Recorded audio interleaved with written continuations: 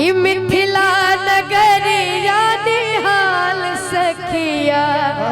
हम चाहते हैं मुस्कान जी की पूरी टीम आ जाए, लेकिन सौरभ भैया अगर मेरी आवाज को सुन रहे हैं तो हम चाहते हैं कि आप और भाभी अगर इस मंच पे आते हैं तो अच्छा लगता, नहीं तो मैं ही आ जाता, जैसा आपका आदेश। कि आजू ये मिथिला नगरिया निहाल सखिया, तो चारों दुल्हा में बड़का कमाल सखिया। आर्यन बाबू भोजपुरी के देसी स्टार सुपरस्टार गायक फिल्म अभिनेता, एक बार हम चाहत की समर भैया खाते को जोरदार ताली बजा के स्वागत करी जाए। जोरदार ताली होके के चाहिए भोजपुरी माटी के लाल, जोरदार तालियों से हमनी के गार्जियन, हमनी के अभिभावक समर भैया आशीर्वाद दे खाते जाते नहीं होकर बाद सीधे मंच पे। तब तक आर्यन बाबू हमारे कहे कि बकई से कि आजू मिथिला नगरी जाने हाल सखिया, आजू मिथिला नगरी जाने हाल सखिया, हो आजू मिथिला नगरी जाने हाल सखिया, चारों दुल्हा में बड़ा का कमाल सखिया, चारों दुल्हा में बड़ा कमाल सखिया, वो चारों दुल्हा में बड़ा का कमाल सखिया। क्या बात है?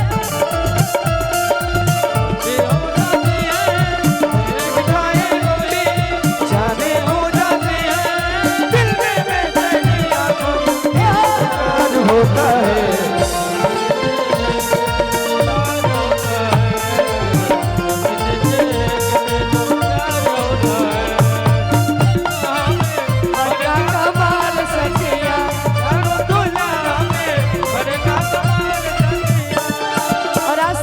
रिसेप्शन में आई बनी जा आर्यन हाँ क्षमा चाहो, हमने के बीच में लारा चौधरी साहब उपस्थित बानी, प्रणाम आशीर्वाद के कामना बा, आपके भी हृदय से प्रणाम लारा भैया।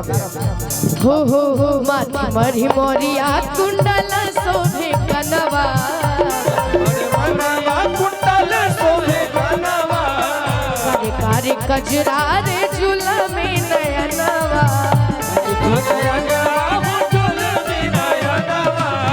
माथी मरी मोरिया कुंडल शोभे कनवा, कारे कारे कजरा रे झुलमे नयनवा।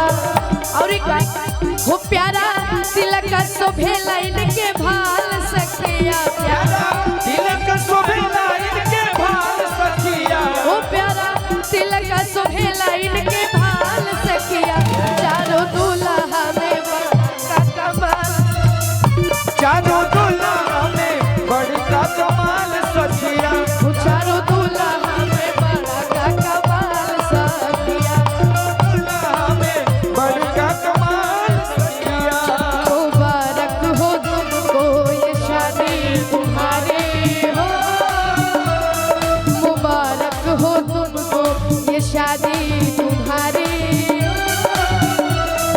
सदा खुश रहो तुम दुआ है हमारी,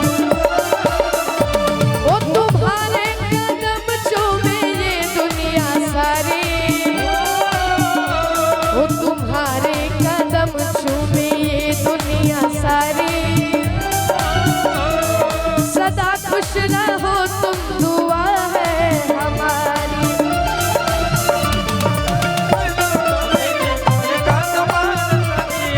चारों दुल्हा में बड़ा कमाल सखिया।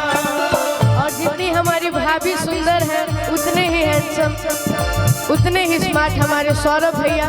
और हाँ हाँ जी कराला जोगी मुनि जा पता पकैले,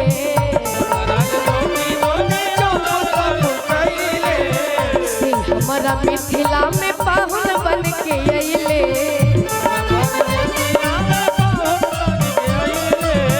जी कराला जोगी मुनि जा पता पकैले, से हमारा मिथिला में पाहुन बन के अइले। और हो आज लोढ़ा से कुटाई के गाल सखिया,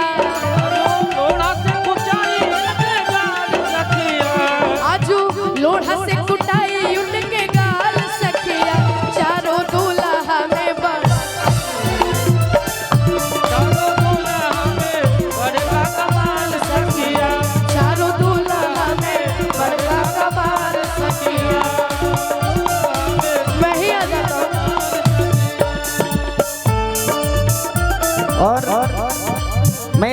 सूचना है, एक वेगनार गाड़ी है यूपी 53 EE 6605 नंबर गाड़ी, जिनकी भी हो मैं निवेदन करूंगा कि अपने गाड़ी को थोड़ा साइड कर लें। चारों दुल्हा में बड़का कमाल सखिया, चारों दुल्हा में बड़का कमाल सखिया,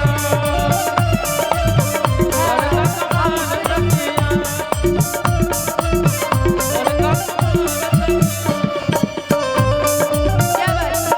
चीज बड़ी है, चीज बड़ी है, मस्त मस्त चीज बड़ी है।